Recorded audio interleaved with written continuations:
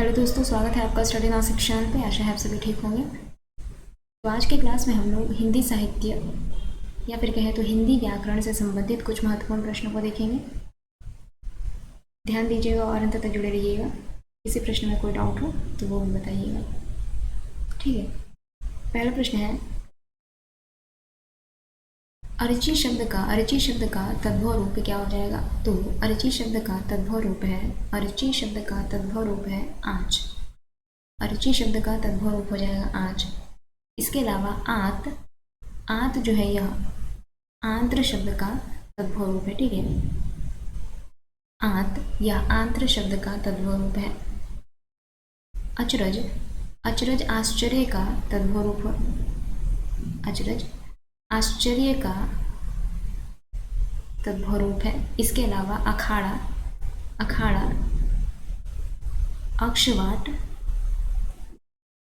अक्षवाट शब्द का तद्भव रूप हो जाएगा, ठीक है।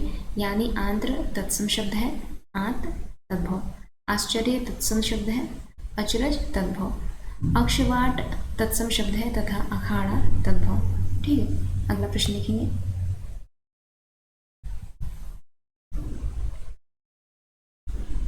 आज शब्द का तत्सम रूप बताइए। आज शब्द का तत्सम रूप बताइए। तो आज शब्द का तत्सम रूप हो जाएगा, आज शब्द का तत्सम रूप हो जाएगा, इनमें से कोई नहीं, यहाँ पर नहीं है ऑप्शन में। इसका तत्सम रूप हो जाएगा अद्य, ठीक है। इसका तत्सम रूप हो जाएगा अद्य। इसके अलावा अर्क जो यहाँ पे अर्क जो शब्द है यह अर्क शब्द अर्घ का तत्सम रूप है। अर्क शब्द अर्घ का तत्सम रूप है, यानी अर्घ तद्भव शब्द है, अर्क तत्सम शब्द है, ठीक है। इसके अलावा अशीति 80 का तत्सम शब्द है, अशीति 80 का तत्सम शब्द है, ठीक है। अगला प्रश्न देखते हैं। एक एक टॉपिक से कम 5 प्रश्न रहेंगे, ठीक है। अगला प्रश्न है, आंवला शब्द का तत्सम रूप क्या हो जाएगा? आंवला शब्द का तत्सम रूप क्या हो जाएगा? तो आंवला शब्द का तत्सम रूप हो जाएगा आमलक। आंवला शब्द का तत्सम रूप हो जाएगा आमलक। अगला प्रश्न है, इष्टिका का तद्भव रूप क्या हो जाएगा? इष्टिका शब्द का तद्भव रूप क्या हो जाएगा? तो इष्टिका शब्द का तद्भव रूप हो जाएगा ईंट। इष्टिका शब्द का तद्भव रूप हो जाएगा ईंट।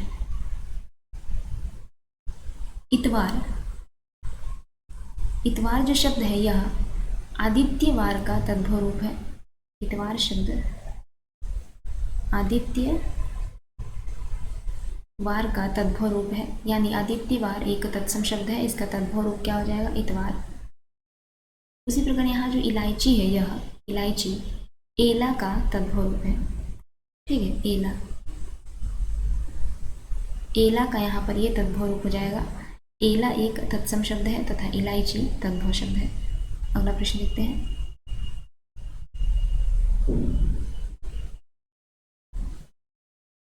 अगला प्रश्न है करपट शब्द का तद्भव रूप क्या हो जाएगा? करपट शब्द का तद्भव रूप क्या हो जाएगा?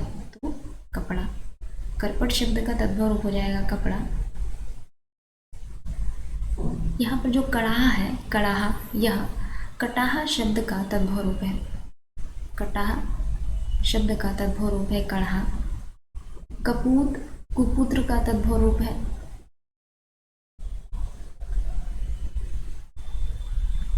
कुपुत्र का तद्भव रूप क्या है? कपूत। अगला प्रश्न देखते हैं।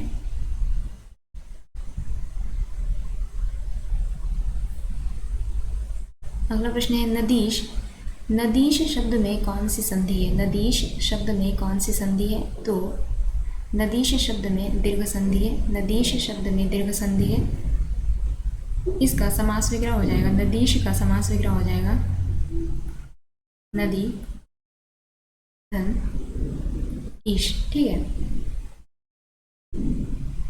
दीर्घ संधि में हमें जो शब्द होते हैं, दीर्घ संधि वाले जो शब्द होते हैं उसमें ज़्यादातर हमें आ, बड़ी तथा दीर्घों की हम मात्रा की ध्वनि एक तरह से सुनाई पड़ती है। ठीक है, दीर्घ संधि वाले जो शब्द होते हैं उसमें ज़्यादातर आ, बड़ी या फिर दीर्घों की ध्वनि हमें सुनाई पड़ती है, जैसे परीक्षा, जैसे परीक्षा, सीमांत, मध्य में देखिए आ, परीक्षा में भी बड़ी, इस प्रकार के शब्द हमें दिखाई देते हैं दीर्घ संधि में। भूधर्व, यहाँ देखिए दीर्घ। ठीक है, अगला प्रश्न देखते हैं।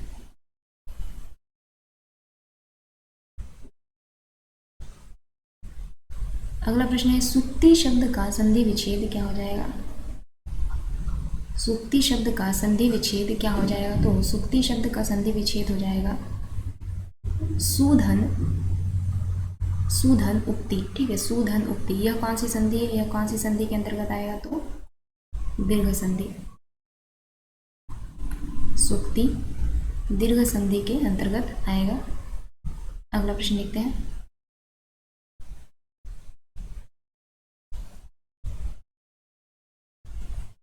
अगला प्रश्न है निम्न में से गुण संधि का उदाहरण कौन सा है? इनमें से गुण संधि का उदाहरण कौन सा है? तो इनमें से गुण संधि का उदाहरण है सूर्य ऊर्जा। इनमें से गुण संधि का उदाहरण है सूर्य ऊर्जा।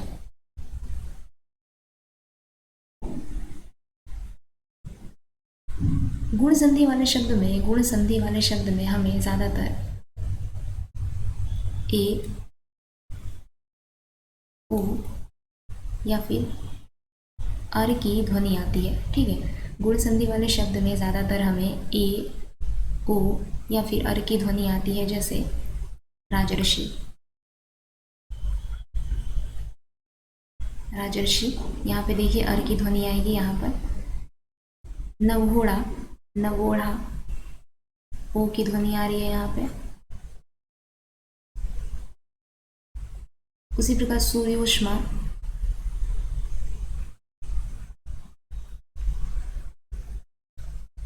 यहाँ पे भी हमें ओ की ध्वनि आ रही है। तो इस प्रकार गुण संधि वाले जो शब्द होते हैं उसमें उन शब्दों के मध्य में ज़्यादातर ए, ओ या फिर अर की ध्वनि सुनाई देती है। ठीक है, अगला प्रश्न देखते हैं।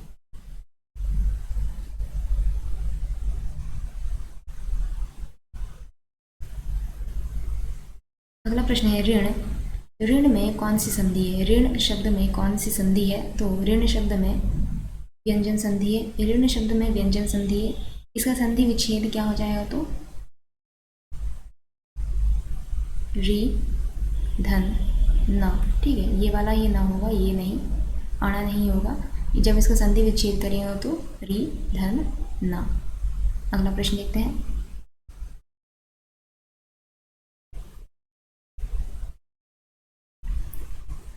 अगला प्रश्न है आच्छादन का संधि विच्छेद क्या हो जाएगा? आच्छादन का, आच्छादन का संधि विच्छेद क्या हो जाएगा? तो आच्छादन का संधि विच्छेद हो जाएगा आ, आधन छादन, आधन छादन।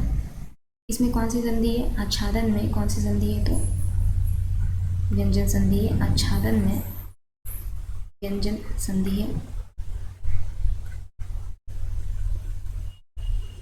अगला प्रश्न देखते हैं।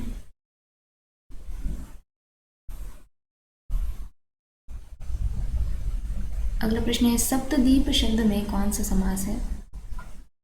सप्तद्वीप शब्द में कौन सा समास है? तो सप्तद्वीप शब्द में द्विगु समास है। सप्तद्वीप शब्द में द्विगु समास है। जिस समास का पहला पद संख्यावाची विशेषण अर्थात संख्यावाचक शब्द का बोध कराए वहाँ पर द्विगु समास होता है। सप्तद्वीप शब्द का समास विग्रह हो जाएगा 7 दीपों का समूह, 7 दीपों का समूह द्विगु समास वाले शब्दों में ज़्यादातर समूह या फिर समाहार का भी बोध होता है। ठीक है, अगला प्रश्न देखते हैं।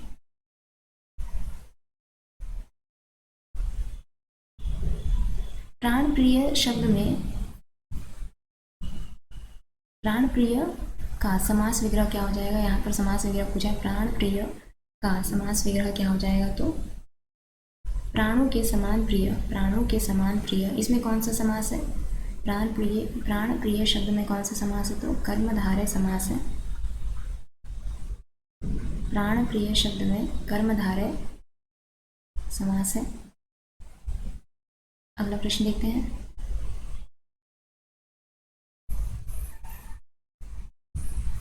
कृष्ण सर्प में कौन सा समास है?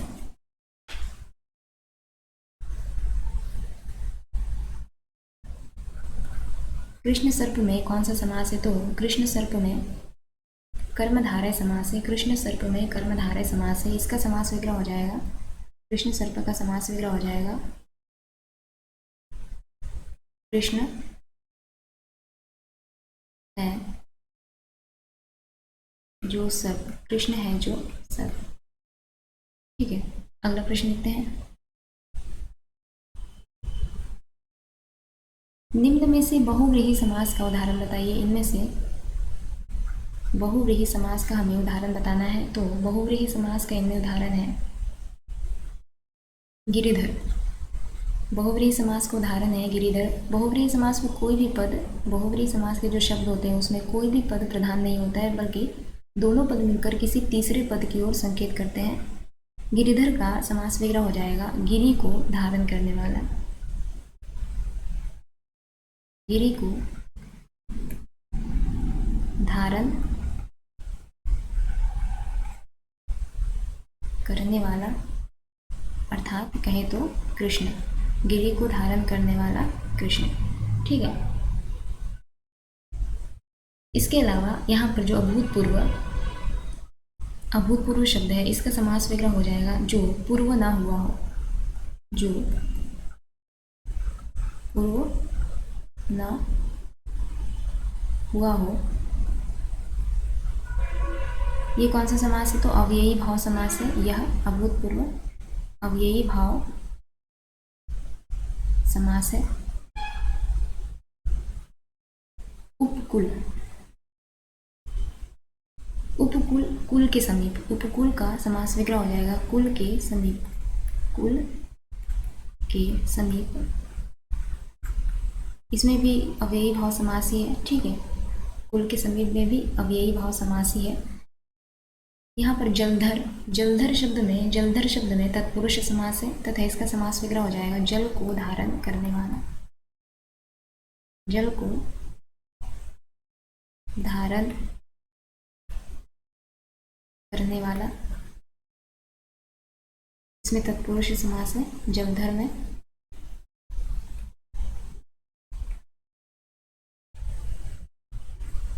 अगला प्रश्न देखते हैं।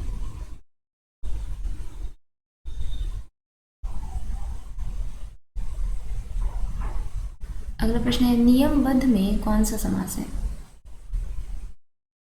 नियमबद्ध शब्द में कौन सा समास है? तो नियमबद्ध शब्द में करण तत्पुरुष समास है। नियमबद्ध शब्द में करण तत्पुरुष समास है तथा इसका समास विग्रह हो जाएगा, नियमबद्ध का समास विग्रह हो जाएगा नियम से आबद्ध, नियम से आबद्ध। ठीक है, जैसे धर्मांध भी होता है, धर्मांध भी इसका उदाहरण है करण तत्पुरुष का, धर्म से अंधा। अगला प्रश्न देखते हैं। अगला प्रश्न है हत्यारा। हत्यारा शब्द में कौन सा प्रत्यय लगा हुआ है? हत्यारा शब्द में कौन सा प्रत्यय लगा हुआ है? तो हत्यारा शब्द में आरा प्रत्यय लगा हुआ है, हत्या जोड़ आरा। ठीक है,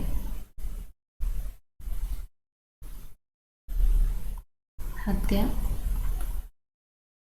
जोड़ आरा, आरा प्रत्यय लगा हुआ है हत्यारा शब्द में। अगला प्रश्न देखेंगे।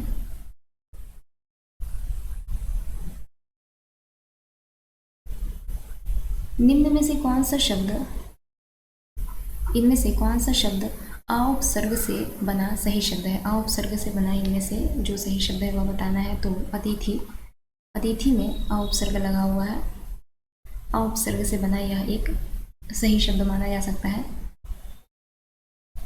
अतिथि। अगला प्रश्न देखेंगे।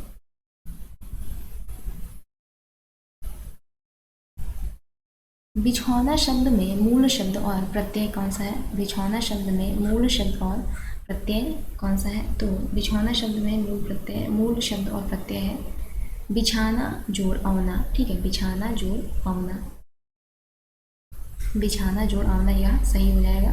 बिछौना शब्द में मूल शब्द बिछाना, मूल शब्द बिछाना तथा औना प्रत्यय। अगला प्रश्न देखेंगे।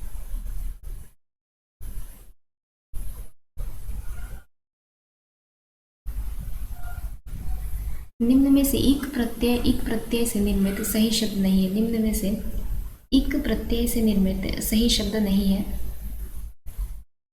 अधिकाधिक, अधिकाधिक शब्द इक प्रत्यय से जुड़ा सही शब्द नहीं है। अधिकाधिक शब्द में इक प्रत्यय नहीं लगा है, जबकि दैनिक, सामाजिक और धार्मिक शब्द में इक प्रत्यय है। अगला प्रश्न देखेंगे। जैसे देखिए, धर्म, धर्म जोड़ एक, समाज जोड़ एक, दिन जोड़ एक। ठीक है, परंतु अधिकाधिक शब्द को आप इस तरह, अधिकाधिक शब्द का आप इस तरह विग्रह नहीं कर पाएंगे, उसमें से एक प्रत्यय नहीं निकाल पाएंगे। ठीक है, अगला प्रश्न देखते हैं। प्रत्युत्पन्न शब्द में प्रयुक्त उपसर्ग कौन सा है? प्रत्युत्पन्न शब्द में प्रयुक्त उपसर्ग कौन सा है? तो प्रत्युत्पन्न शब्द में प्रयुक्त उपसर्ग है प्रतिधन उत्पन्न। ठीक है, प्रत्युत्पन्न शब्द में प्रयुक्त उपसर्ग है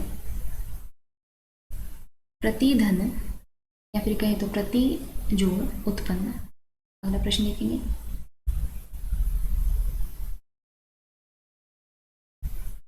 अगला प्रश्न है विप्र, विप्र शब्द का पर्यायवाची क्या हो जाएगा? विप्र शब्द का पर्यायवाची क्या हो जाएगा? तो ब्राह्मण, विप्र शब्द का पर्यायवाची हो जाएगा ब्राह्मण।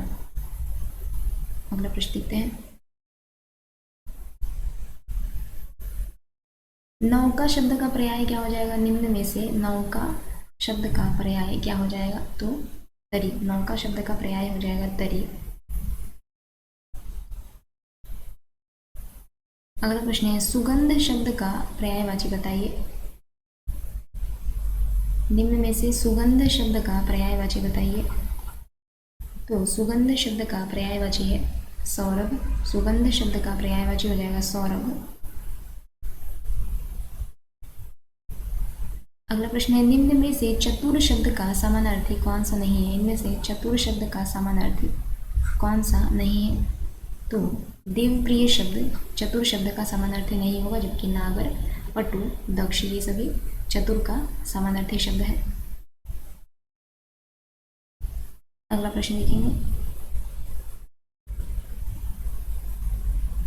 सुधाकर शब्द किसका पर्यायवाची है? सुधाकर शब्द किसका पर्यायवाची है? तो सुधाकर शब्द चंद्रमा का पर्यायवाची है। सुधाकर शब्द चंद्रमा शब्द का पर्यायवाची हो जाएगा। ठीक है, तो आज का यह हमारा अंतिम प्रश्न रहा। अगले क्लास में जल्दी मिलेंगे, तब तक के लिए आप लोगों को अगर हमारी क्लास अच्छी लगे तो लाइक, शेयर और सब्सक्राइब जरूर कीजिएगा। धन्यवाद।